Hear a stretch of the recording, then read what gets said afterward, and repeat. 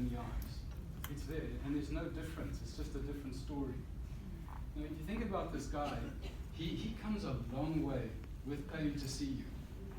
Now, he comes to see you because when he looks in your eyes, the clearest thing about you is that you've been there. When he sits with you, it's the one place that he's truly connected. Oops. I'm saying that you're doing a beautiful job. You've given him a gift of your humanity. He's got scars, and he talks about not liking basic training. Now, you know, from my own experience, basic training is not nice. But if you think about what's basic training about, it's that it teaches you to hunt men, and it teaches you to be able to kill. If you can't do that, and you're going into operational areas, you're useless to yourself and others. It doesn't sound as if he dealt with it very well. If you don't deal with basic training, they climb down your throat. It's a nightmare. In his situation, he was probably a conscript. There's no way out. You get shipped off. It's possible that in the war, despite what he saw, that hollowness and that shame of not coping with basic training lived in the middle of his body and continues to haunt him to this day. With that shame, guys like him feel they haven't a right to their story of combat, because inside themselves they live with shame and they never feel strong enough or the right to own it and bring it out.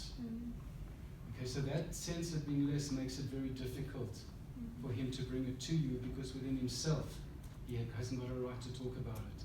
He didn't earn it, he lost it when he failed basic training. The second thing is that it's really hard for veterans to talk about what they've seen and what they may or may not have done. Because the thing that veterans struggle to live with is the fact that you can be an amazing husband, an amazing partner, but geez, it's really nice hunting men. And it is. It's a thrill that you'll never get anywhere in your life. And how you live with a double think, and how you take away the sense that I often say, that's okay.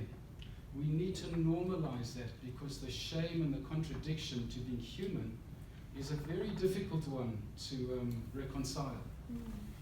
The other thing is, when they get close to sharing aspects, they watch you carefully. Especially if you're not a veteran, they will watch. And what they're watching is for the flicker of shock, for the flicker of your own story coming out, because a part of him, he loves you, but he doesn't want to burden you. And also there's the fear where they may have tried it on their partners and seen horror. Or other therapists. Oh, no, jeez. Guaranteed with other therapists. And so that they're watching very carefully. Plus, with the Vietnam boys, they got back and they were shamed. They were called child killers. So all of that is bouncing around inside him. I think if you could see the way David was working with you, he follows, and somehow, even if you're talking about the heat on patrol, the lack of food, what the rat packs were like, you know, there's a way in which he can slowly open up to that part of him. The shame and the pleasure he might have got from hunting, or the inadequacy within himself, that takes a long time, because that's a very hard one for guys to face up to. It really is. So you're doing an amazing job. You are a gift to that man, because you know him and he knows you know him. Okay?